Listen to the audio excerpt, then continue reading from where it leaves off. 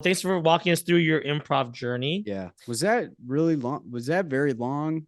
It depends. I think it's not longer than usual, but it is. Hey, I would say it's longer than most people, yeah. right? But That you know that me, I can't I can't help myself.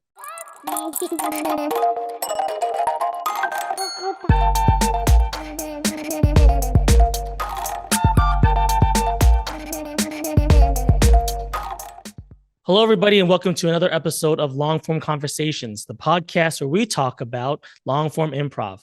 As always, I'm your host, David. Today, we're joined by a very special guest.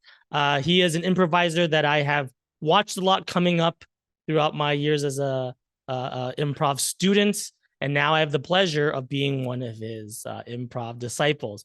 Please welcome James Mannion.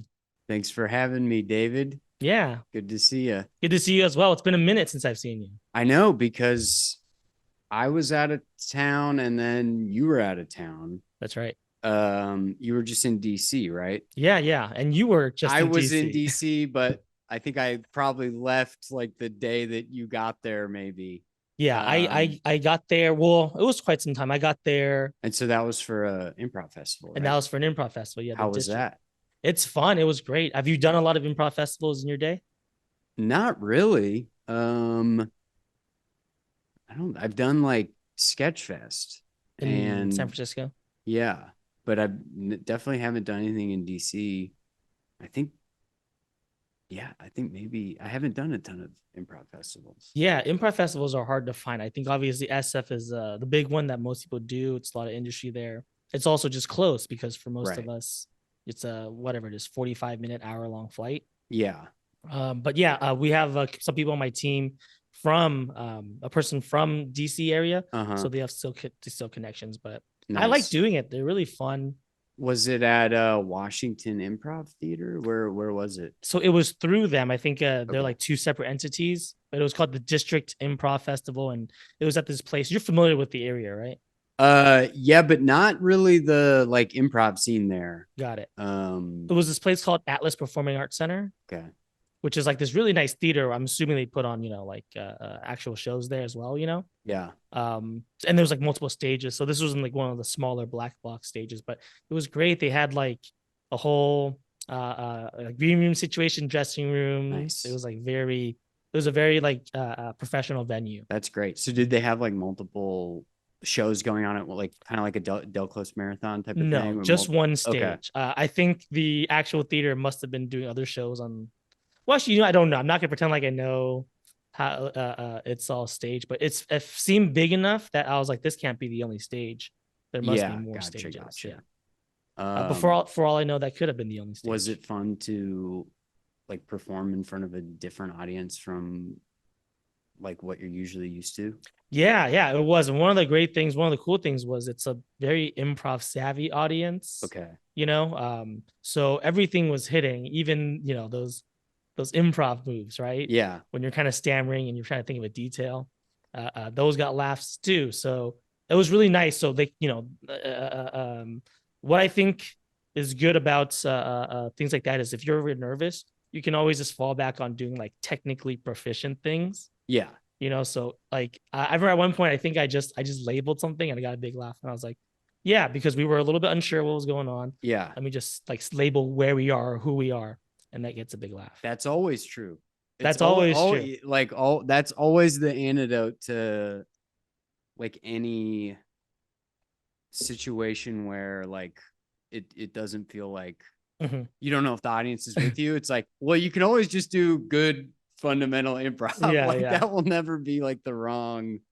I think it's so unnatural though because like in a natural setting when things get uncomfortable, you can't just be like, this is a good business meeting. That's not gonna make people feel at ease. Or you're like, I'm having fun on this first date. It doesn't really like. Oh yeah. But on an improv scene, it's always like you can just state the facts. Yeah, it's good to say. Yeah, This is a good business meeting in an improv scene. yeah. This is a sad funeral. yeah. What were you doing in DC? I was just visiting my family. Oh, great. Yeah. Did you we'll talk about this more, but did you do any improv when you were out there? Are you familiar with the Washington Improv Theater? No, I mean I've heard of it, but I've never been there. I didn't I mean wasn't doing improv. I wasn't doing an improv like this past week while I was home. And yeah, I did improv growing up in the area, Mhm. but uh, I didn't do anything like in the DC improv scene. Got it. Got it. Yeah. Yeah. Well, it's my third time there, and it's a fun city. It's a fun area, like really, really lively. We were there over the weekend, and there was this like great little street market, and even just like to see people walking around. LA is big, and of course, are people walking around, but we're always kind of spread out. The sidewalks are really like Yeah. long, but to like, just have people walking around and like just doing things, living their lives. It's such a walkable city. Yeah, it's nice. I like grew up in the suburbs around DC, and so we'd go in to go to like museums and stuff and the like National Mall and stuff like that. But it wasn't until I got older that I actually had friends who lived there and Mhm.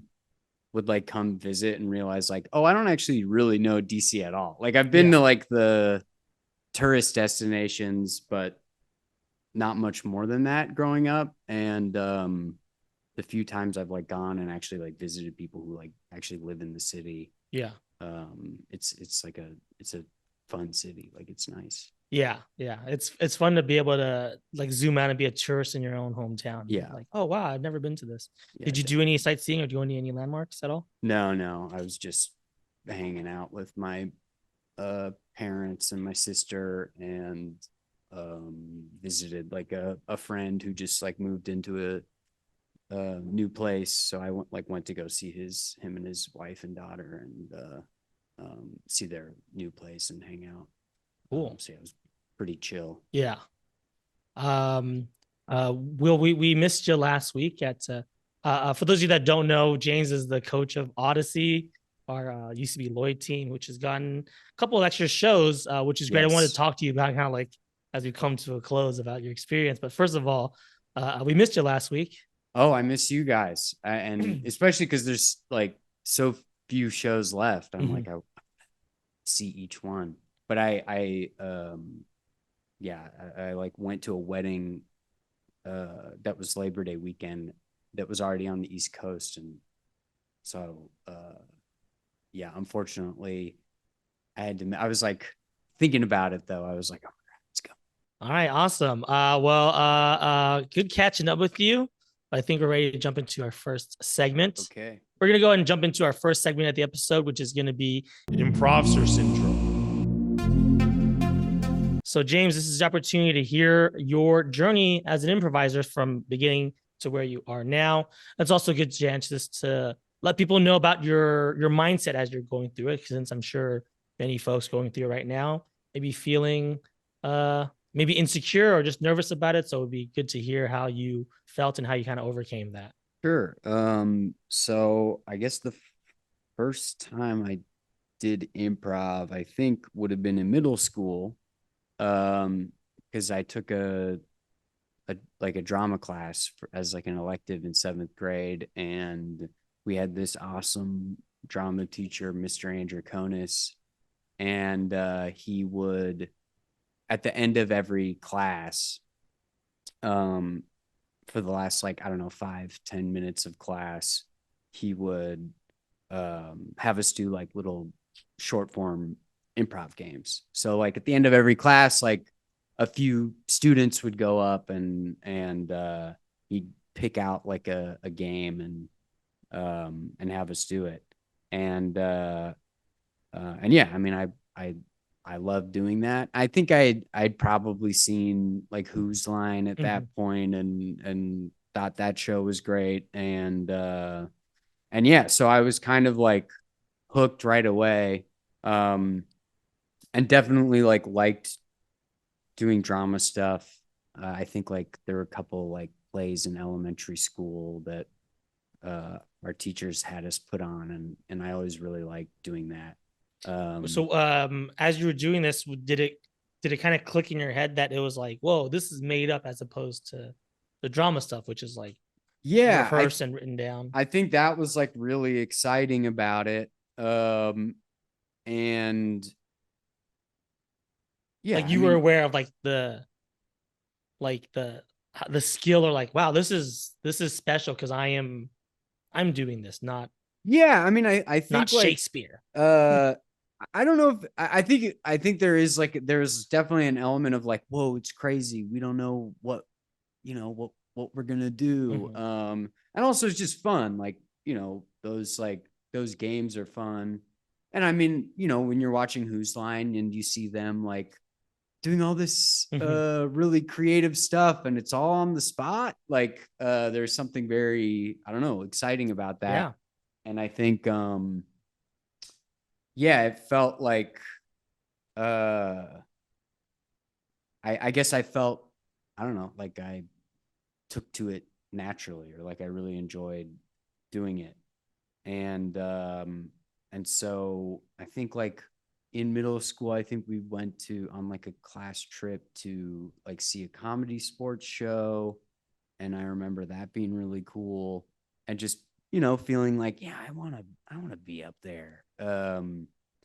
And yeah, so I did that again in 8th grade. And he had like a little um like theater sports tournament every year. So like this is our drama teacher. So he would set up this tournament, and like kids from his class. I don't know if you had to have taken his class or not, but he would let you put like a little team together of your friends, and then there would be this like big tournament, and people from the school would go watch. And he would get judges who were in like high school and like his like past students. And Mhm. so that was like a big event every year. And And there's like a short form competition. yeah, yeah. Um yeah, it would be like two teams would I think it would be like two teams would like basically compete against each other, like in a Mhm. comedy sports show, that type of show. And yeah, he would give us like different games to play, and then I think the judges would like rate Score the you. scenes, Yeah. and then you would like advance to the next uh level. So it was like a bracket. You And remember how you did? so in 8th grade, my team won. It was me and my two friends, Okay. and I think we won. You know Uh, what? We're not gonna fact maybe check we. it. So you're I'm you're pretty sure. winners. I'm pretty sure we did. We can rewrite history and say that you I won. can't remember if I did it in 7th grade, but we definitely didn't win 7th grade, so I probably blocked that out of Yeah. my Yeah. memory. But yeah, I was like two of my good friends, and yeah, I don't know. I was just like, oh, this is fun, and I want to Yeah. be good at this. um, And where you went was middle school, seventh and eighth. yeah, Okay. So then what happened after middle school? Did you continue with it in high school? yeah, yeah. In high school, I think there was like an improv club freshman year. I think there was already an improv club, and so I joined that, and we would just like meet after school. And yeah, so like one of his former students, I think, led that club, and she was in comedy sports. And so she would have been like 15 at the time, or Yeah. 16. And I remember being like, whoa, like she's doing comedy, like she's actually performing like in front of other people. I just thought that that was like so cool. And so I was like really excited to like be in this club and get to know her. And she also did stuff in the drama club. And so yeah, I think at that point it was mostly, we had something called like eighth period, which was like twice a week. Part at the like end of the day was when people could like do different clubs. And so I would go to the improv club, and then yeah, kept that going. And then eventually like put together like an improv team, Mhm. like I think my like senior year. And I think we maybe did like one or two like performances at like a spring, you know, festival like at school. So After high school, you said you were touring around, you're looking at schools. Were you looking at schools with like improv, or was that even? I had a friend who was on the improv group at USC, and I did see like he was like a couple years older than me. And when I like was visiting colleges, I like saw him do a show, um, and and it was great. And he took me to see a UC see ASCAT. Oh wow. Um, and so I was definitely like, I don't know, trying to see like will I still be able to do this? Like what's out there. It Yeah. wasn't like the main factor in like my decision, but it was definitely like Yeah, it's a factor. Yeah. important to me. Well, how would you feel? Do you remember anything about seeing that ASCAT show? Yeah, it was amazing. It was like this would have been in like 2009, and I can't remember who. I mean, it was like the two Matts, and then I think maybe Rob Hubel, and I can't remember like who the whole cat, but I just remember being like blown away. Like I had never seen anything Was that like your like. first taste of long form? Yeah, I had seen a Groundling show before that, Mhm. like their improv show, um, and remembered also really liking that show. But there was something about going to see ASCAT, and it was like in Franklin, and it was like packed, and it was so intimate, and it felt very raw, and whereas like Groundlings, it was like, oh, this is really polished, and it was, and that was really good too. But there was just something about the ASCAT show that I was like, whoa, this is like crazy. Like Yeah. it was it definitely stuck with me. Yeah. I mean, sure. It must be a defining moment since you ended up moving here and taking classes. Yeah. Before we jump into that, where did you end up going to college? I went to Stanford, and up there was a great improv program. There was actually like an improv class in the drama department that was taught by a guy named Dan Klein, Mhm. and Dan Klein was the coach, and he was in a like San Francisco sketch group called Casper Hauser that um, is like was like a successful sketch group. I didn't know much about that at the time, um, but he was great. He was like a really great improv teacher and coach, um, which was kind of different because I think most colleges, it's like there's Student like an run. improv group Yeah. and the students run it. And we had this like great resource of this guy who had been performing in San Francisco, and When you say class, you mean it was like a class I took for yeah, credit. yeah, that was It okay. was like in the drama department class, and it was like a really popular class there. It's like Yeah. tons of students would take it every Were year. you doing the drama major? No, I majored in computer science. So this was like just like an elective or just like Yeah, a it was an elective. And I was, I did some plays and stuff. Like it definitely was like you're still that active stuff was and my like. I was very intent on continuing to do that Mhm. stuff as like my extracurricular.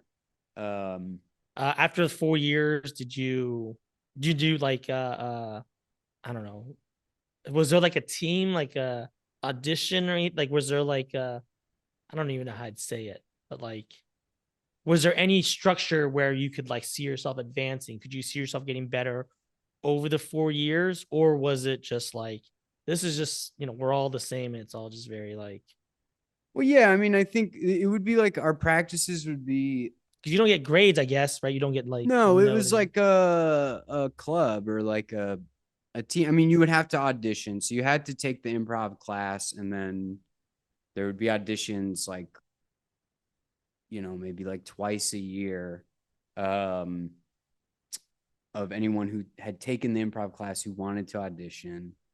And in the group every year we would do a theater sports show up there where it would be people from our group against people from this theater. And so that was always fun because we'd get competitive with them. Like we would elect 3 or 4 people to be like our representatives to go against these adult performers, and that was always really exciting. Did you ever get elected? Yeah, I did it. I did it one year at least. And remember being so competitive, we gotta beat these guys. We can do it. We're just as funny as they are. We're young, we're fresh. Yeah. It was really fun. Do you remember how you did? I can't remember. I mean, we had a great show. Let's say you beat them. I don't think we beat them. I think and I remember being sort of pissed, but the conceit of theater sports is that it doesn't matter who wins, right? That competitive element there is mostly there for I guess the audience. More importantly, you crushed, right? You killed. I had a couple good lines. Yeah, good. But I mean, I remember it being a fun show. Mm-hmm. But yeah, I'm when it comes to improv, I'm competitive. I want to go. Yeah, I want to go up against the best. Yeah. So after college, what happened with improv? So because I'm guessing they don't let you do the club or the no. So yeah, I mean, I came out of that being that was awesome. It was an awesome experience. I got to, there were so many I met some really good friends in that club who I still am friends with today. And my good friend Max Sosna-Spear, he performs at UCB. He was a little bit older than me, and he had moved down to LA first. So I was like, okay, there's a way to keep doing this. And I wanted to eventually move down here and sort of follow him down here, and sort of keep doing what we'd been doing, Mm-hmm. And so I by the end of college, I was like, okay, I really love doing this, and I've been lucky so far to be able to get to do it with great people, and be able to perform in front of audiences and get better at this. And it took me a while to convince myself that it was okay to try to pursue a career in comedy or acting or improv or whatever. But I had because I got a degree in computer science. I was always well, I'll make sure that I have a good foundation. I'll do the thing that your parents the sensible thing. Sure. But then I was always just fantasizing about being Jim Carrey. Being an actor, being a comedian. And so it was things like having seen that show at UCB, and I think a couple times our improv group, we went down to LA and saw a show. So having seen that having knowing my friend Max, who's a few years older than me, going down there and taking classes and stuff like that. I'd been listening to podcasts and stuff like that. And so was it was always on your radar. It was on my radar, and I was okay, this feels possible, and or at least I want to keep doing this. Yeah. And it seems like there are places I could go and at least take classes, and continue doing this. And so I lived in San Francisco for a couple years after college, because I was like working a job and just trying to like save up money. And I was always planning on like moving to LA. Yeah. So what eventually got you down here? I guess I was a couple things like I got to a point at my job where I was like, okay, I think I'm sort of wrapping up. I felt like I had like done my like Pay your dues. obligations there, if to where like if I were to leave, it would felt like, okay, I completed this like thing. I was also in a long distance relationship at the time where she had moved down before me. To LA? To LA from Oh the Bay Area. wow. You don't know So, this about me, but I love romantic comedies. oh yeah. Yeah, so this is like your heart's everything, you know what I mean? Like LA's where Yeah, it your was. heart, your passion, your the drive, the reason to wake up in the morning. Yes, it was very much like I gotta get down there. Like, Yeah. but I mean, looking back, I'm like, I should have just Quit. quit my job Yeah. earlier. That I but it's hard That's how to just like yeah. leave I a would have written job. that third act of, that grand gesture. You would have quit your Yeah. job. So yeah, this You know wasn't. what? You can take this project and shove your ass, and then you Yeah, fly down. yeah. This was definitely the not the exciting romantic comedy. This Yeah. was the This is the first act where you're like, oh boy, he's signing papers. yeah.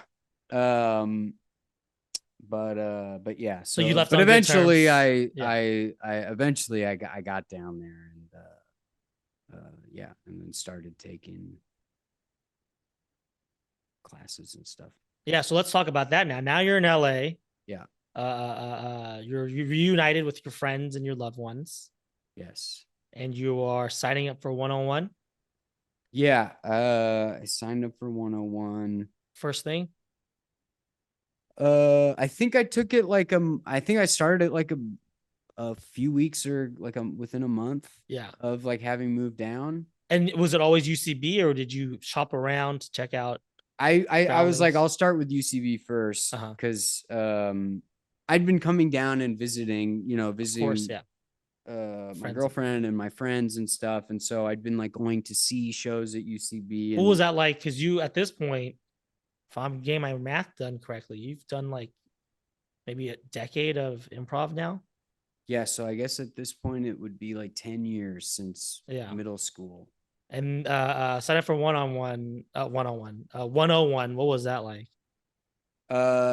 So again, it was like a similar experience to when I took the improv class in college, where it was like, okay, this is like, there's a new thing to learn here, right? I mean, the beginning of 101 is mostly the same improv stuff everywhere. Yeah. But I think by the end of it, they start to introduce game. You gotta have to like shed your ego of how much you already know. Yeah, definitely. Like I definitely went into it being like, okay, there's like a new thing going on here that I think I sort of understand what it is, but I definitely don't feel like I know how to do it. And I was like, okay, I have to once again be like, I'm learning and I'm like relearning. How did you deal with that thing? Because I think it's something that I think everybody struggles with or continues to struggle with. But like, you can already get laughs. Like you mentioned, you performed to an audience of 3, so like, hey, even if the show's going bad, even if it's a bad audience, you know how to like hit it and get that laugh. How were you able to like fight the temptation of like, look, I don't need to do UCB game. I don't need to learn this stuff. I already know how to get a laugh. Let me deviate from what they're teaching and let me do what I do best. I think I just was like, I mean, why take the class if there's nothing if you're not gonna like try to learn that thing? I mean, I think good point for the listeners. Yeah, I mean, I also like had been seeing UCB shows and being like, okay, these people are really funny. They set like a new, it like a new like bar, like a new level Yeah. standard to hit. Yeah. So I think I was watching that and I was like, okay, if I want to be able to do that, Mm-hmm. I need to learn how to do that because I can't do that right now. Yeah. There's other things I can do really well, but I think having that sort of like Yeah. guidepost as opposed to being like, well, I gotta get laughs right now. I think because I'd performed a lot at that point, I think I was like, okay, I can get last if I I can want do to. that, right? But Yeah. this is I always kind of think about it like at one point, this is gonna sound crazy. I'm not comparing myself to Tiger Woods. Okay. But at one point, Tiger Woods, who had already won, like had already had a ton of success, Mm-hmm. I'm pretty sure he like had to completely relearn how to swing a golf club because his natural swing like wasn't isn't he didn't swing the club like the most optimal way. Mm-hmm. And so I think at some point in his career, he was like, I am going to completely relearn how to swing a golf club Right. because I've hit my ceiling of like how well I can hit it.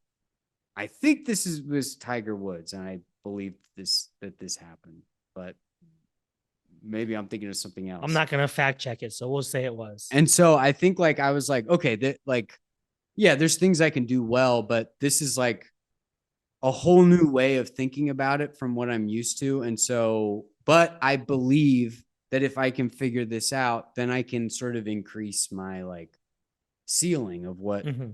of how I can be funny. Because I think up to that point, I felt like, yeah, I can say something funny in the moment, but I don't really have any control over what Yeah. I'm doing. I don't really know, like, I just have an impulse or a feeling of like, might be funny if I say this, but no, like, understanding in the moment of like what that is. So I think because I could see like people who were really good at it, um, I was able to like just trust like, okay, if I like Mm-hmm. just work on getting good at this new skill. Yeah. What would Tiger do? What would Tiger do? So what was the next step after you finished your classes? So at that point we were doing like indie shows, Mm-hmm. and this was my like indie team. We were called Nevada Pajamas. This is basically my one indie team. There were like a couple other teams that we would maybe do shows, but like not necessarily like That kind of practice together. consistency. Yeah. But this was like we practiced every Tuesday for a while, like a few years, and it was a great team. It was Victoria Longwell, Nick Titoni, um, Stephen Maloney, Katie Goldston, and Philip Wiles and me. And so we were like doing clubhouse shows and stuff like that. And I was taking I took a couple advanced study classes, and then somewhere in there was like audition, like Herald auditions, and How'd you feel about that audition? I felt so it was in one of the rooms at Sunset, so in like a small classroom, and so you could see everybody like sitting in the audience, and I just remember going in there and being like, whoa, like Drew DeFonso Marks is here, like you could like see everyone who's watching you, and that being like a little nerve wracking, but also exciting. Like I think I felt like, okay, like I'm gonna perform in front of some people that I like think are Admire. great Yeah. improvisers, and so that was exciting. And I remember feeling pretty good about the uh that audition. Not in the sense of like I didn't really know much about like I hadn't been in the scene that long. I didn't really know. I had no expectations for like, uh, this is my first time going through the process. So I was just glad that I was like, okay, got some laughs in that Yeah. first scene. You feel good about the Herald? Like The structure? Herald, I remember feeling like, oh, I don't know how I like being like, oh, I don't know if that went great. Yeah. And I remember the callback like being like, oh, I don't know that that was like a particularly good Herald, but I was just like, well, That's what I got. it's cool that I'm even here, you know? Yeah. Yeah. Um, but yeah, I mean, I definitely felt like there was still a lot about like doing Heralds that I felt like I definitely did not feel like I was like particularly good at Heralds. They felt like this Sure. big, like sort of beast. But yeah, you got through the audition process. You got in the Yeah. first team. What was the name of that first mess hall team? TKO. Who was your James Mannion? Oh, we had Sarah Claspel and and Jake Regal. Two coaches? Yeah, I think we I think we switched at one point. Okay. But yeah, they were both great. Yeah. And they were both on Cardinal Redbird, and I really liked that team. I think there was I can't remember if they'd been graduated yet. But I just remember them doing like really like funny heralds. And so it was like very cool to, and Sarah had also coached my Nevada pants? yeah, Nevada pajamas. Pajamas. And I can't remember at which time she was coaching which, but so I definitely had her as a coach a lot. And yeah, it was fun. What was that? Do you remember any takeaways from that experience? Yeah, I think it was like good training, and there were some like really fun people to perform with on that team. Um, yeah, I mean, I just remember being like, hey, the Herald's really hard. Like it's there's like so much to think about and get good at. Yeah. And I definitely felt like it was like I was learning a lot during that period.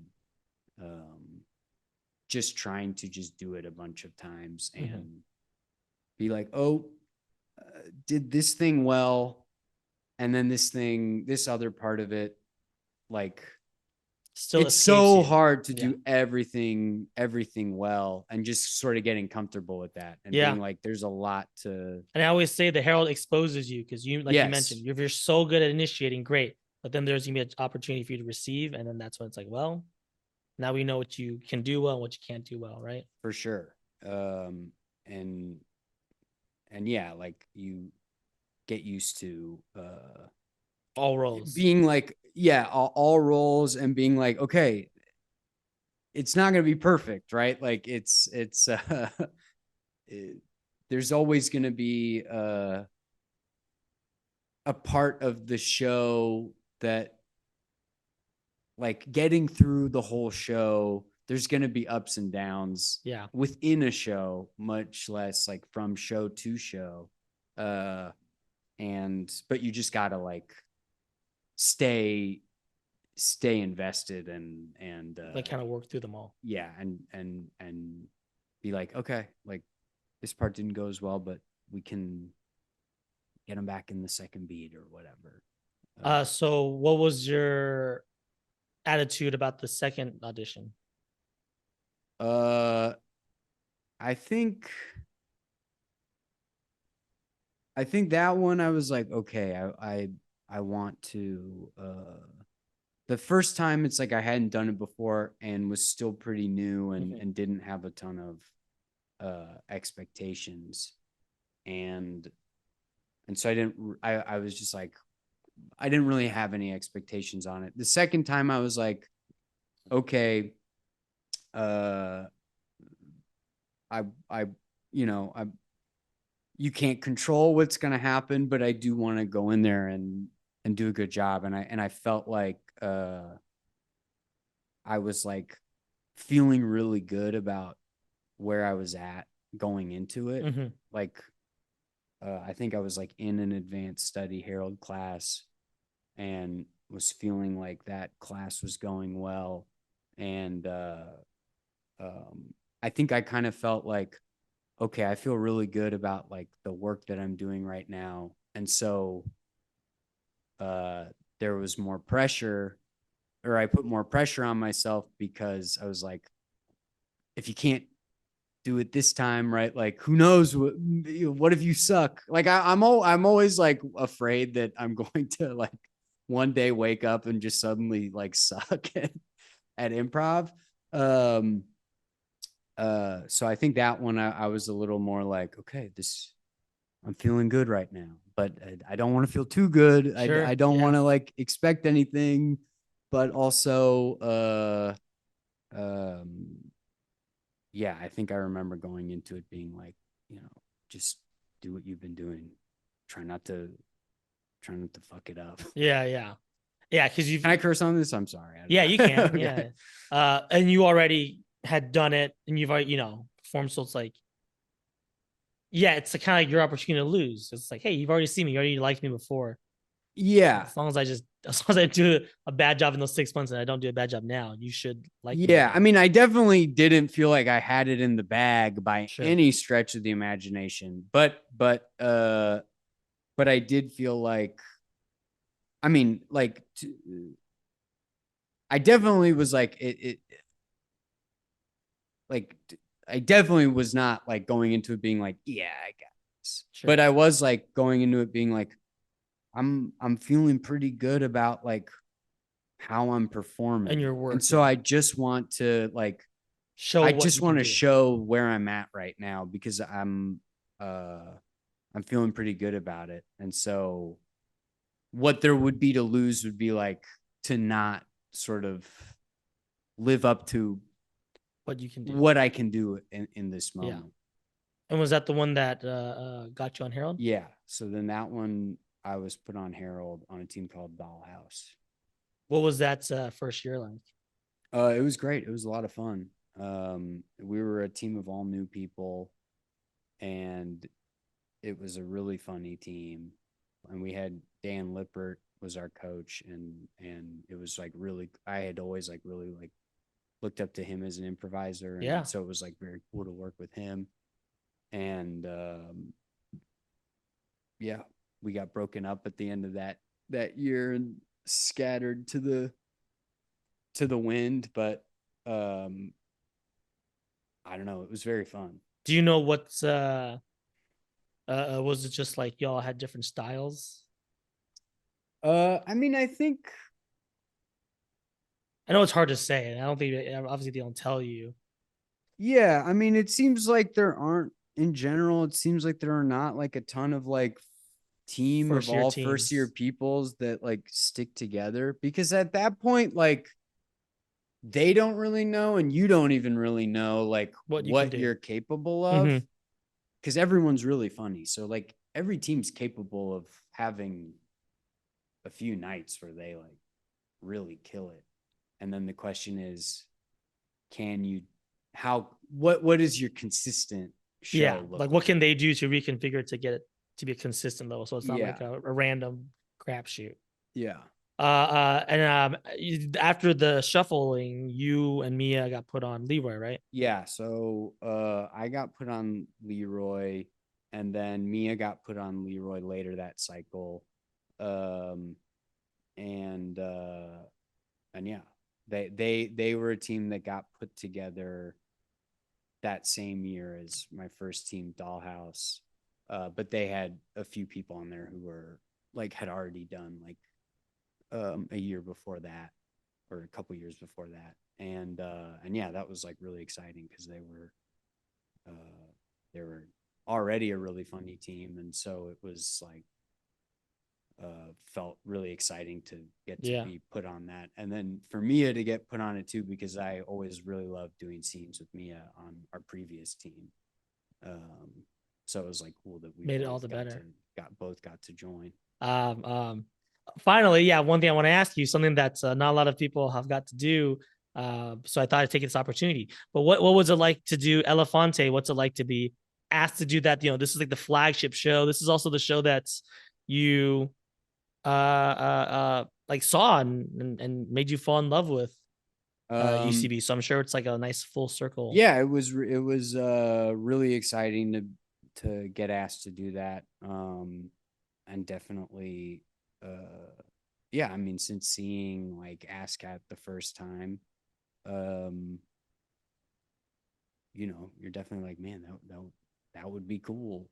And so it it was really cool to get to do that and to get to perform with some people that like I've always watched and like wanted to perform with. And Does it make you practice it, or do you kind of just get asked like a mashup team you just thrown on? Yeah, it's like a mashup team.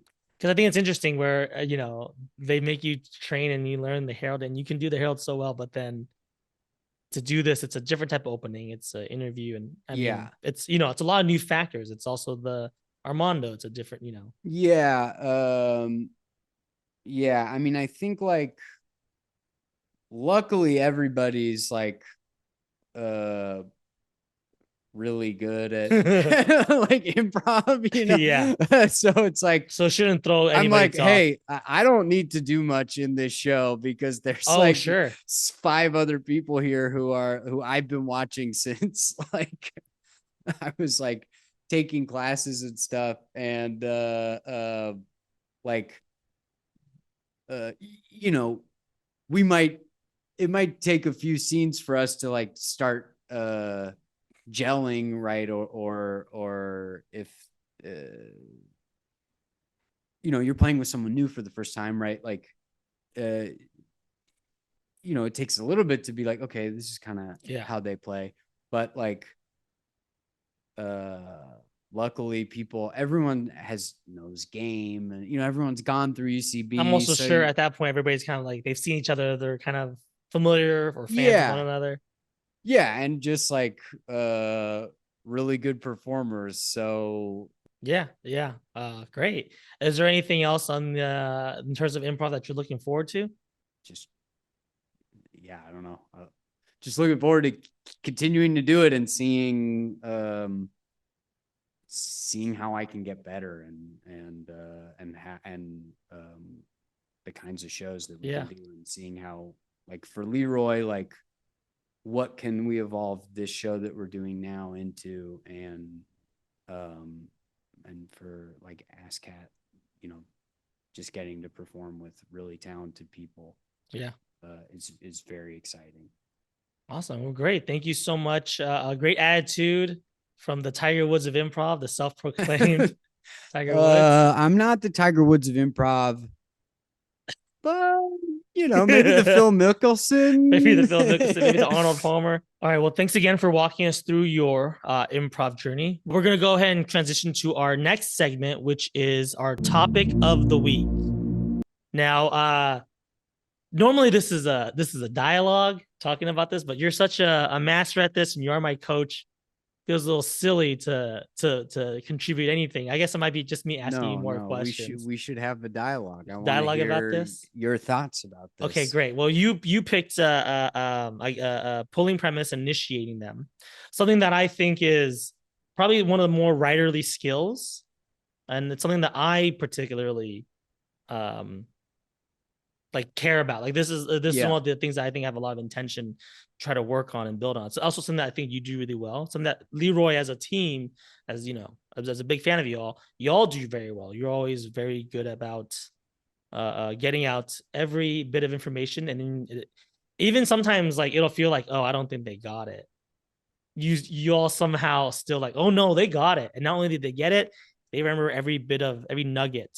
Yeah, is that something that y'all like particularly drilled? I think that's something that every Herald team drills. I think every Herald team drills pulling premise, or at least they should if they're not. And initiating. But yeah, I think like I think that's something that like Leroy's pretty good at, is pulling premise. Yeah. And I think that's something like James Mastriani as a coach is really good at teaching. Yeah. He's really good at like helping you identify different types of pulls and just like different, like he's good at like categorizing different types of games that like come up, or different types of like unusual things that come up a lot. And so I think that was helpful for us. Yeah. And also I think like we did a living room opening for most of the time, at least I was on the team. And I think our living room was we worked really hard in our living room to frame ideas, right? And if you do that, then it's easy to pull or it's like pretty easy to pull premise because you're already starting to do that in the opening. And I think that like if I were a Herald team, I would want to do an opening where you have the ability to frame ideas. And in a living room, you have to be extra cognizant of that because the living room, you can just end up having a conversation where you didn't frame anything, right? Yeah. And I think that's what a lot of people, they mistake the living room as. Like, oh, it's just a bunch of friends shooting the shit. But it'd be like doing a pattern game without the part where you label and it's like explore everyone goes, oh, I don't want to do pattern game, it's too hard. But it's like, at least you're labeling it. Yeah, if you do a pattern game, then there's like discrete points at which you go, okay, right now we're labeling something. Okay, right now we're pitching, fleshing it out or grounding it, right? Like there's clear moments that you can then, after the opening's over, point to and remember that was the idea, right? And then people go, let's do a living room because it's easier. It's like, well, it is because you're not doing like a weird word association and it's maybe less alienating to an audience, but you can do a whole living room and then the living room ends and you go like, what did we just talk? Like, what do I pull from this? Yeah, let's start here because I think if we're talking about initiations, we have to talk about openings. Like, so let's just begin with openings because we're not going to talk about suggestions. Yeah. So we're going to start with the no openings. Food. Yeah, it doesn't matter. But what I think is so interesting about the living room in particular, when you see it done well, when I've seen Leroy do it, I don't know if everybody's necessarily breaking it down this way, but I'm like, this is a pattern game, but they're just doing it with full sentences and responses. Yes. Rather than like you mentioned, like just one word at a time, word association. Because eventually you all will land on an idea and it will get a little bit more clear, and then you will label it, and then you'll all will kind of like explore it or poke at it, and then A to C it. Hey, actually, and that makes me think of this, and now we're gonna get away from that idea to our next clover, if you will, right? Yeah. So we were definitely like doing a structured thing, and yeah, it is a pattern game, right? Like the pattern, or it's this same type of thing, same type of structure where like a pattern game, same objective. If you're doing it well, right, you're A to C'ing, and that's your sort of like raw material.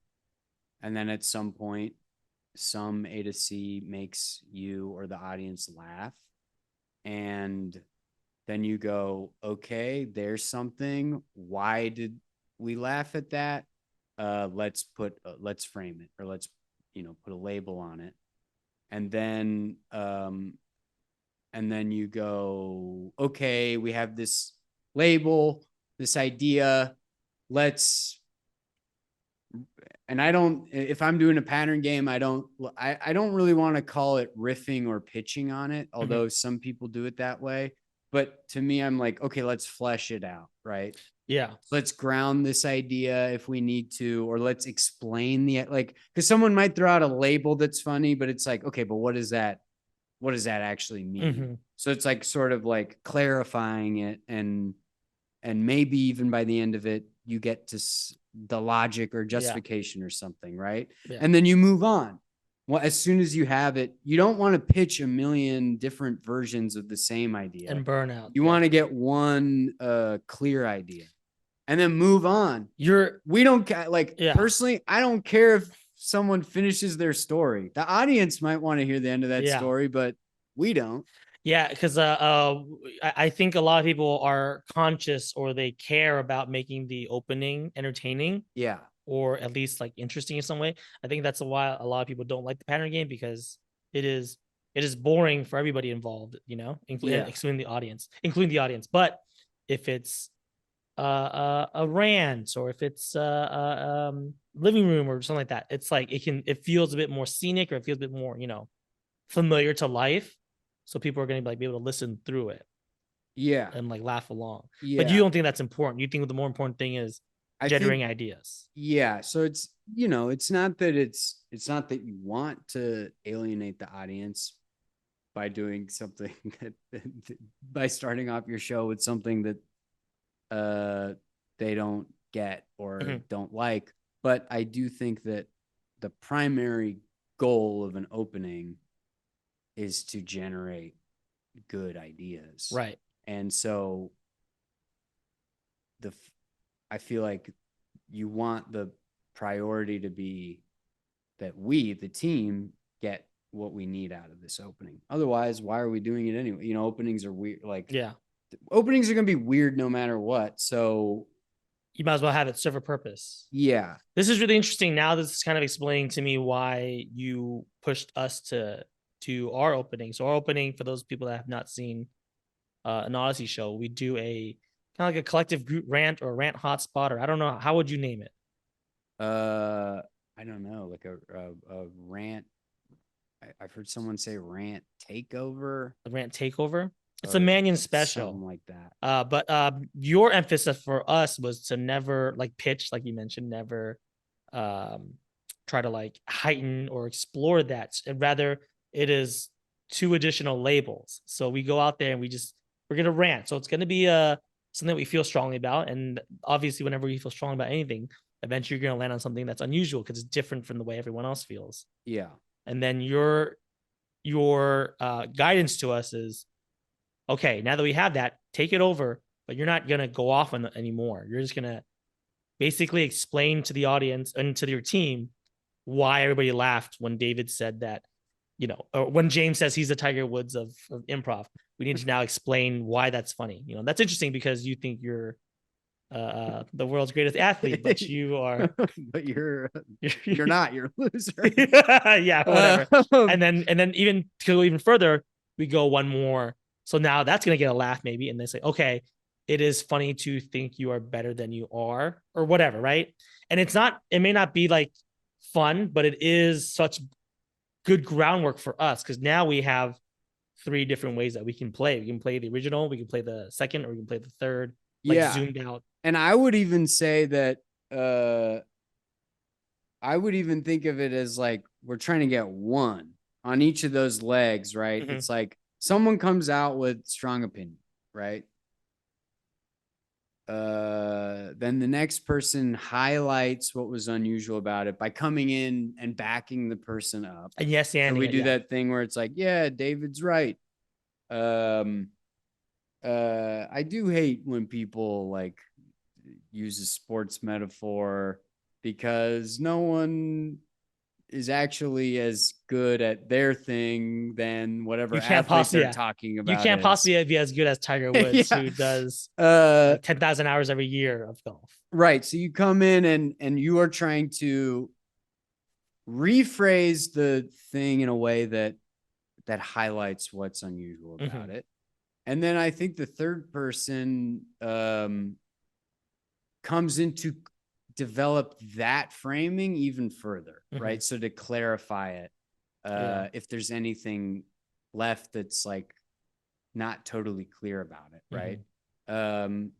And as opposed to an alternate, an alternate idea, which I don't think is what you're saying, but but yeah, so then I guess you do sort of somewhere along that chain, right? Maybe there's a spot at which you go, okay, here's the premise. Yeah. And it's a bit of a cheat code, because to bring it back to the initiation of it all, by this time, if we'd done this correctly and we all were listening closely, by the time someone initiates, the label kind of already was said. So Yeah. all you have to do is repeat what happened. Right. Right. Instead of being like, wait a second, why'd you say that? I kind of already know why you said that. So I don't really need to like further investigate so much. I mean, I could, doesn't hurt, but I should be able to just be like, hey man, seems like you're trying to compare your menial skill to something that a professional athlete who Right. Or dedicates their come life to. out and like, and do that. You're just do the thing that was highlighted Yeah. as weird. Yeah. And so I think, yeah, that's the benefit of that, is that on each idea, right? Someone came out, hopefully there was something that was funny or unusual about it, but you're not coming out trying on that first one, trying to Yeah. be funny or unusual. You're just coming out and having a strong opinion. And with our team, since we are so funny, like we're gonna Yeah. be funny. So there's no, And certainly by that second one, right, yeah. they're going to point something out in a way that is funny. And then Mhm. that third one there is like, okay, if we got the funny thing in the second one, Right.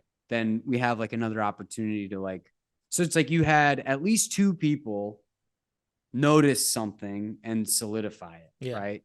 So that when you go out to initiate the scene, like multiple people had a hand in crafting that one idea. Right. So it's not something that you just came up with on the back line in your head that nobody else is privy to, right? Yeah. And You've all seen the process of generating that idea. and we have our hands in the cookie jar or hands on the pot or something. Yeah. But you made a really good point about that, because when we were kind of talking about openings, like you didn't want us to do monologues because you said, well, then that's just one person's voice and one person's point of view, and no one else gets a chance to like, it sounds like this is going on, or it sounds like this is happening.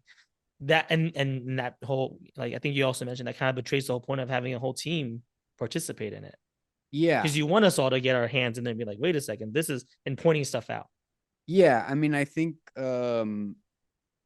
I think at the very least, it's not that like you can't do monologues or that you shouldn't, but at least being aware there's a spectrum of openings. And if you have an opening that's just a monologue, there's no collaborative element. So there's no opportunity for anyone to come in and frame something. Mm-hmm. And so, and that's what, you know, ASCAT is, right? It's just a monologue, and then people come up with an opening or with an initiation off of that.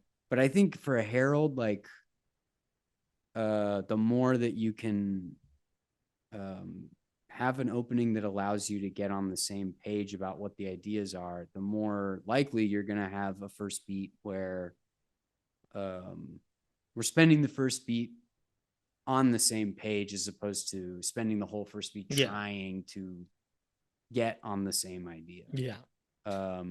And I think it's also a good skill, especially if you're like a newer team. Like that skill of framing is really important. And so if you can do that in your opening, right, it might be harder to do it in this. You should still do it in the scene, but like, again, it's like a shortcut. Yeah, it's like the sooner you can start that process, I think the easier it's gonna be. Yeah, the next thing I wanted to bring up too is just like in terms of that opening, I don't want to pick on the pattern game too much, but let's pick on the answering machine one. Yeah. Because there's very little opportunity to label. Yeah. A lot of times you are dealing with kind of like a half idea, right? Because it's like, yeah, people play, or what's the one where they documentary, right? Where it's like you're playing two big characters, and you'll have funny moments, you have funny ideas, but we haven't really exactly zeroed in on what it is, unless you're trained to like label yourself in the documentary or label yourself in the voicemail. So people don't really know what they're looking for in a scene. Yeah. So my mess hall team did the answering machine opening. Mm-hmm.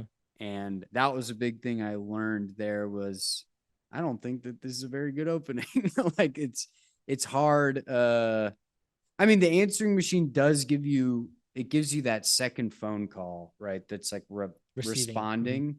So there is an opportunity to like frame something, but the framing doesn't happen right away. It happens later. And also it's structured in a weird way. Yeah, And you're hearing like 5 labels at once, and now you have to like remember them all. yeah, and you're trying to think back to what was the answering machine Yeah. about, which one haven't we done yet? And then a lot of times it doesn't end up being like a label, it ends up being like just someone responding. Then the other thing with answering machine and I mean documentary, you have more of an opportunity to like label directly, but the issue with both these openings is that you're playing characters. And so Yeah, that was the other thing you mentioned, right? Like yeah. pattern games, documentaries, things like that. You're inventing so much that when it comes time to play it, you are not connected to that point of Yeah. view or to that. I would separate pattern game from those two, but that's a separate issue from answering machine documentary, where you're starting out by coming out as a made up character. Yeah. And so right off the bat, you're just coming up with something that's not attached to anything. You know, it's not attached to a real experience. It's not attached to this sort of more organic, like A to C thing. And so what you tend to get is like someone does their answering machine and they're playing like a crazy character, right? Yeah. And that's great if it's funny, right? Yeah. But how are you going to play that in 3 more beats? Yeah. How are you going to explore that? And eventually, like, it's hard to generate ideas that way. It's hard to generate. It's like hard to come up with an idea just out of nothing, right? So these other things provide a process to get to something in a more organic way. Yeah, I'm really glad you said that, because something that I've been kind of mulling over for like the past couple of months, which is that, like, you know, in doing so many different scenes, so many premises, so many polls, there are a lot of times where I'm just like, that's a very funny game. That's so hilarious. That's so good, but it does not work. It's not optimized for the Herald. If this was a montage, it's great. If this was a slacker, it's great. You know, if it was a short form game, it's great. But if we're gonna have to be able to play this, you know, 3 whole beats, it is not as, again, it's gonna work. We've seen a million scenes like that work, but it's not optimized for it, right?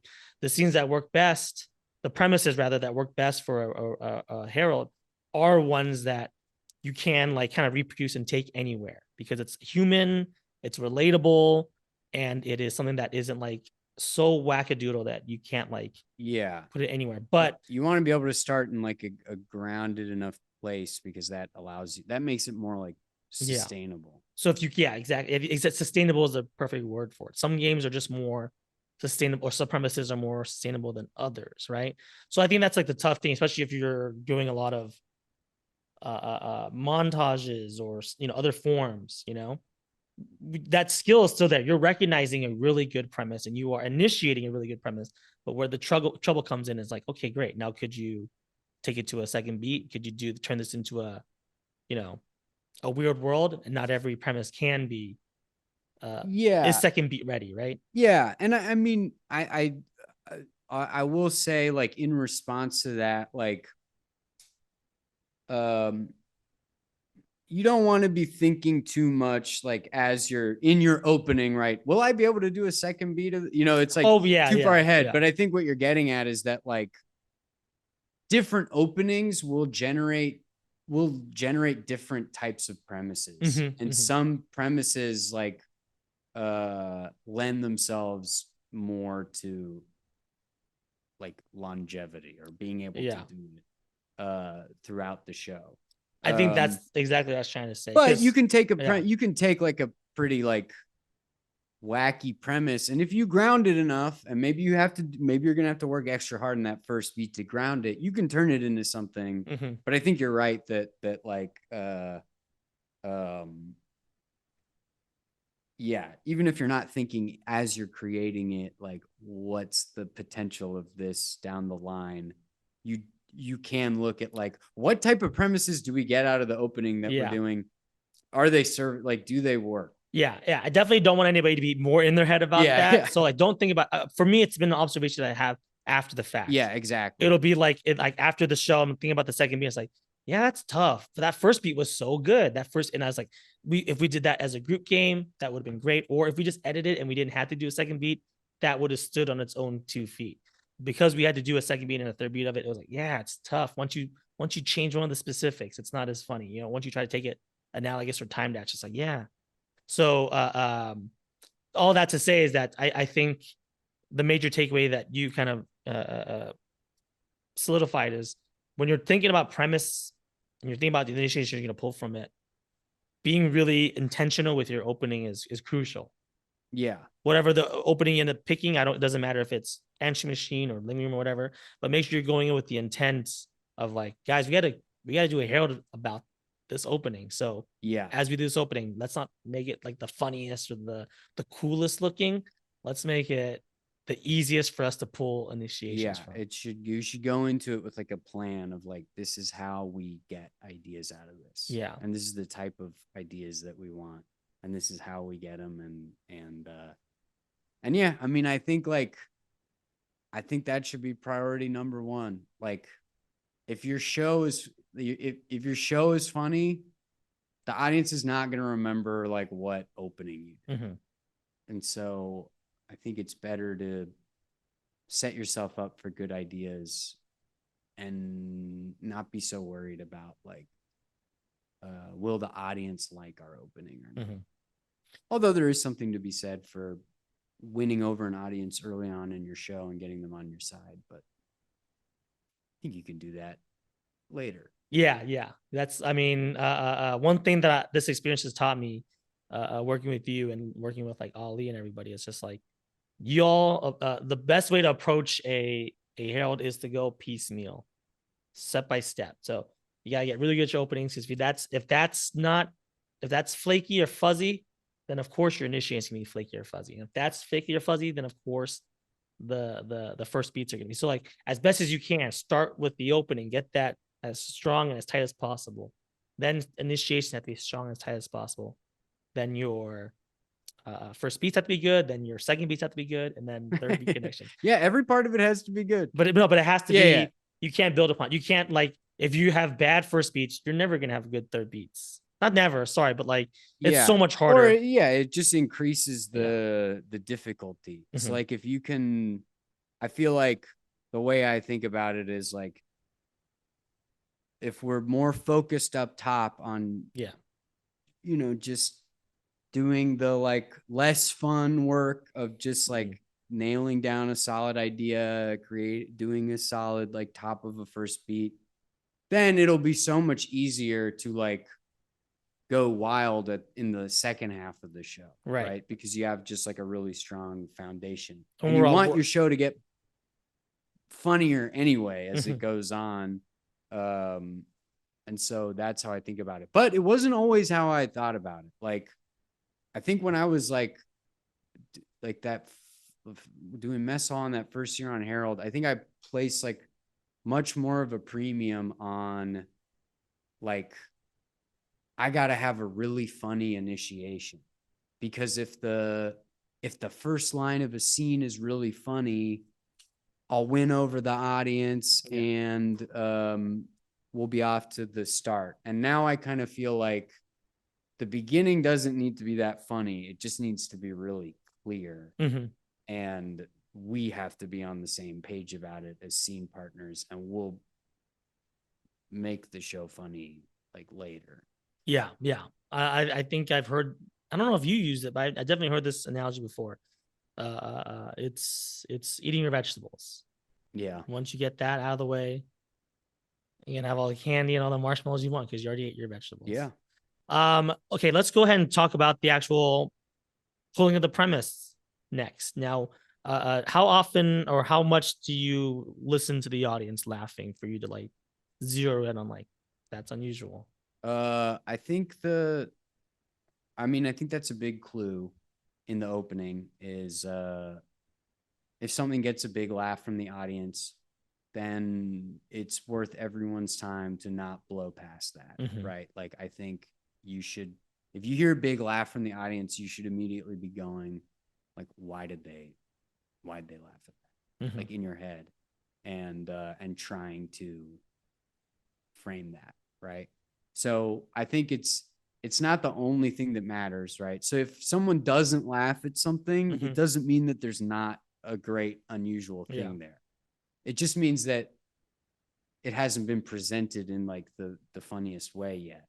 And sometimes, yeah, that's happened sometimes for me. Sometimes something will tickle me.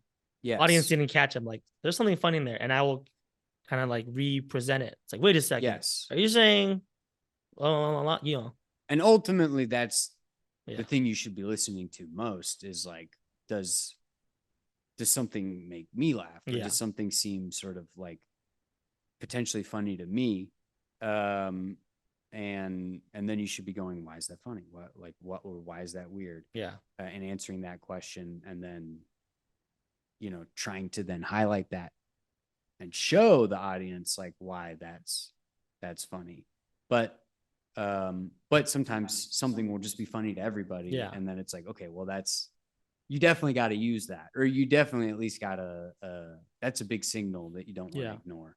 I'm curious to hear your opinion on this because it's something that I see a lot, and I don't know what the right etiquette or what the proper thing to do is. But sometimes things do get labeled, but sometimes someone else, either maybe even you, sometimes you're like, oh, there was a better way to label that. There's a better way to position that, or like I feel like I further clarify it, and you see it all with like the pattern game. Pattern game, sometimes someone will be like, Yeah. yeah, it's kind of like monsters shopping, and then you're like, yeah, it's kind of like Dracula going shopping for the prom, right? And it's like that's the Yeah. same thing, but you kind of just You topped it. You topped you it. you you know you pitched a better pitch or whatever. Yeah, I think it depends on what's your team's approach. Like, how has your team agreed to like do it, right? So I tend to go like, hey, let's go with the first idea, and mm-hmm. then the first thing that gets framed, and then let's flesh that out. Uh and so that we come out of it with one clear idea. Mm-hmm. But I think there's other people who look at the pattern game and they're like, it's fair game to pitch a bunch of things, right? And Yeah, find the one that's like best. Um, I think like there's a trade-off between the two, right? It's like, do you want the best label, or do you want one really clear idea that everyone's on the same page about? yeah, And so it's kind of like, um, I think it depends. It it's probably trade off. depends on like what you've talked about as a team. So, but I mean, if it like it still happens, right? Like, Yeah, like I mean, and again, we'll use the living room as an example, or even use art as an example. But like sometimes you'll hear the same idea, but then there's like kind of like two premises, or there's two like what versions they're of like it. 1 degree off. Yeah. Uh, Yeah, uh, uh because in practice it's hard to do, mhm. it's hard to execute things the same way every time, right? Like Yeah, sometimes you are just going to get two slightly different ideas. And then I think when that happens, it's fair game to use yeah, either one if you're going to initiate, whichever one speaks to you more. mhm. Um, and so there's a difference between like, this is what we're attempting to do, right? This is our like goal and our Yeah, process. And then there's the true fact of you don't do that a lot of the time, yeah, right? yeah, Because it's hard. And there's all sorts of things that are outside of your process that you can't just pretend like they're not there because you don't want them to be. I mean, that's also a big part of improv, is yeah. responding to all that stuff too. I Yeah. just realized we're probably throwing around the whole labeling and framing Yeah. pretty lackadaisically. I think this is actually a really hard thing. I feel like we're like, oh yeah, it's so easy to label, but it actually is really hard. So I guess let's talk about that label. Sure. What is your approach to like if something does make you laugh, or something makes the audience laugh? What is your instinctual thing to do? Okay, so I'll draw a distinction between labeling and framing. Mm-hmm. I don't know if this is like a official distinction or not. I think most of the time they get used interchangeably. But for framing, I'm going to use the like Sean Diston thing of like, framing is answering the question of why is that unusual, Mm-hmm. right? So a framing line in a scene would be like, that's unusual because normally this happens, but instead you're doing this, Mhm. right?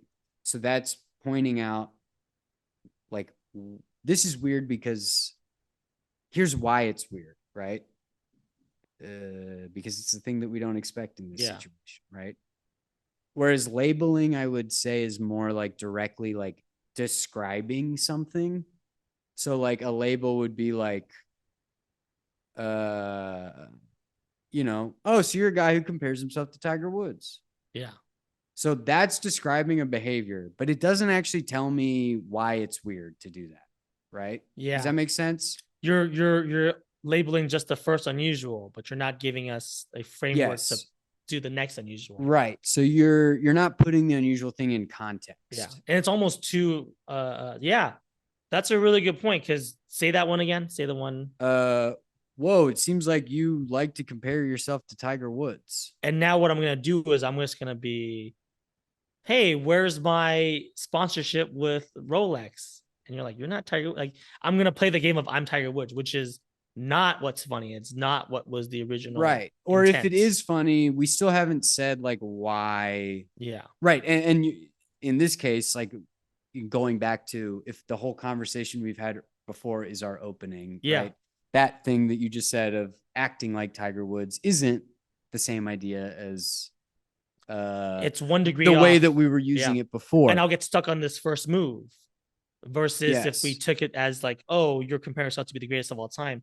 It could be Tiger Woods in the first unusual. Then I could do a Jordan reference. Or I could do a film. You know what I mean? I could do a lot of other ways to like hyperbolize my ego. The thing that's weird about it is that I'm not the Tiger Woods of Yeah. anything. Yeah. Right. I'm not anywhere close to that. Right. Yeah. Tiger Woods has millions of dollars. You don't have any. Yeah. I'm not the Tiger Woods of anything because I'm not literally Tiger Woods, Yeah. but it's because I'm not the greatest of all time. I'm not the greatest at what I do. Right. Yeah. There's also, yeah. So that is a really important distinction to make in terms of like labeling and framing. In the way that you're kind of approaching this, it's almost as if the label needs more. Yes. So it's like, hey, you just called yourself, you just compared yourself to Tiger Woods. Why are you doing that? It almost needs like a right. why. Well, but so even that is maybe getting ahead of ourselves, right? Because you just compared yourself to Tiger Woods, right? Why are you comparing yourself to Tiger Woods? Depending on how they answer, it's weird. It's still weird. It could be weird for different reasons, right? So first it's like, hey man, you're comparing yourself to Tiger Woods when as far as I can tell, you're not that successful at the thing that you do. That you're saying you're doing. Yeah. Right. Then if you're faced with that, here's why it's weird to me. Then they almost have to go like, well, here's why I'm making that comparison. Right. So I think that's, the label, right? Just describing the behavior doesn't necessarily tell you why it's weird. Yeah. And so when I'm in an opening, I'm looking to frame something. Yeah. I'm looking to point out, this thing that happened is weird because of this. So the real skill here, it seems like, is, and it's something that's really unnatural for a lot of us. But the thing is, you have to be able to explain why you thought something was funny. Explain the joke. You have to kind of basically break down the joke, which is what we always have been told. Hey, don't do that. That's not funny. That kills the joke. But in an opening, you kind of have to, so that we all can, now that we've broken it down, take it, rearrange it, and repurpose it for an initiation. Yeah, but like you'll find like slicker ways of doing that, or more slick ways of doing that sort of hide that from the audience, but it's still, that's fundamentally you're like communicating that to your partner, so that you're not just going around assuming that we all have the same idea. Yeah. Because what's obvious to me is not necessarily going to be obvious to you, and vice versa. And again, in the opening, it doesn't have to be smooth. It doesn't have to be slick. So that's the advantage of doing it in the opening. Yes. You can just be blunt. But once you're in the scene, you do need to you got to act it up and you got to smooth it in there. Yeah. And you don't have to, Well, you should. right? Yeah, Like, yeah. most important thing is just communicate the idea so that your scene partner knows what you think is Fair. funny, and Fair. then they tell you what they think is funny about that, Yeah. right? Like, Uh, that's the most important thing in my opinion. Great. Anything else to add about openings to initiations? I mean, I think we've covered it all. Yeah, we really did take it down piece by piece. Yeah, yeah, yeah. So if you don't know how to do it by now, listen to this again in half speed. You'll get it. Yeah. We have one last segment, which is just going to be Our hot improv takes. This is a quick one, but this is just a chance for you to talk about some trends that you've been noticing in improv that you want to see more of, less of, or you stay the same. Okay. So my hot improv take, and I'll have to ask you if this is of where things are at, because I think you would know better than me. So it's either a yes, I like this and I want to continue to see more, or it's I think this is in a good place right now. Perfect. And I think that's like is justifications being not being somewhat de-emphasized from when I was like coming up and taking classes and stuff. When I was coming up and taking like 5 to 7 years ago, it felt like everybody was really hammering home justification as like, you got to justify in every improv scene, every weird thing has to have a justification. And it got to the point where I think, like, I just remember being in class or people being like, I'm not good at justifying. Like, justification became this like big thing. And you had to be really good at coming up with like a whole philosophy for your character to have. And like really complicated logic and all this stuff. And I think it seems to me like that emphasis has subsided a little bit. So your hot improv take is that justifications aren't as important as they used to be, or they don't need to be as important as they used to be. Yeah. My hot improv take is that it seems like we're in a better place as far as how important we're treating justification than we were a few years ago. Okay. Great. You know what? I would say that's a hot improv take for anybody who started like in the early 2010s. Yeah, I guess so. Though that's why I need to ask, like, where are we at with this? And for everybody that's like started like more recently, they're kind of like, yeah, I've heard that. You know. But there you go. Yeah, justification is not as important. All right. My hot improv take, and this is gonna be a little bit hotter than yours, and maybe. Okay. I don't think people should be walking on as often as they are. I don't know what's been, maybe it's just me and, you know, the scenes I've been watching, but like, it seems like nowadays, whenever there's one walk on, everyone's like, oh, that means we all need to walk on now. Right. So if there's a restaurant, oh, one person's walking to their table, asking how their table is doing. Now we all need to do this. Or, oh, you know, we're at a bank robbery and one person walks on as a hostage. Now we're all going to walk on as a cop and as a SWAT team and as the whatever, when it is just, you know, maybe we just need one walk on, maybe just one waiter walks by, asks how they're doing, and then they move on. So I guess my hot improv take is people are walking on way too much. Walk-ons are valid. They're really great. They're really, really good, helpful support move. But it'd be like, think about any other support move. Think about any other support move. What if everybody tagged? What if everybody made a phone call? What if everybody's scene painted? That's like too much. And it almost clutters the scene to be like, well, let's not forget about our two principles here, you know? So that's my higher prep take. Walk on less. If your instinct's to walk on, count to 10. Actually, yeah, and count to 10. If it's a walk on, your move should still work 10 seconds from now. Yeah, definitely. I mean, like with all things, like with justifications as well, it's context specific. But yeah, there's definitely a thing of like, once that first walk on happens, then it's like the floodgates are open and we're all doing it. And the thing that gets lost is that a lot of times a walk on can happen, but then we don't like fully deal with the consequences of that move, right? We move on to the next support move too quickly. And it's like, hold on, let's explore that walk on and then do the next one, right?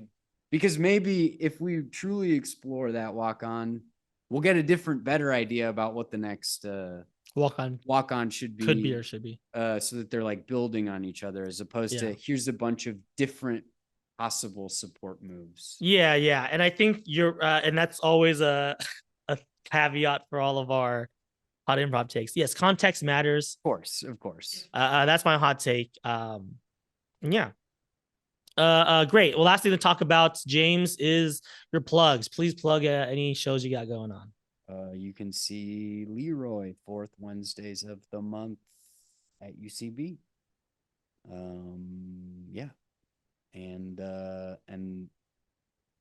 you know, ASCAT and Shared experience. Right, shared experience. Leroy performs there. That shows every Wednesday. I think we do it about once a month. It kind of changes. And then I run a show called Comedian Feud at the Elysian Theater the last Sunday of the month. Right. So yeah. Do you have any socials? Do you have an RSS feed? I should get an RSS feed. At Pizza Mannion on Twitter. At Pizza Mannion. Yeah. All right, great. On X. Yeah. On X. Great. And then I just have just one thing to plug. It's by the time this episode drops, there will be one last Odyssey performance at UCB. That's gonna be Monday, October the 2nd, I think.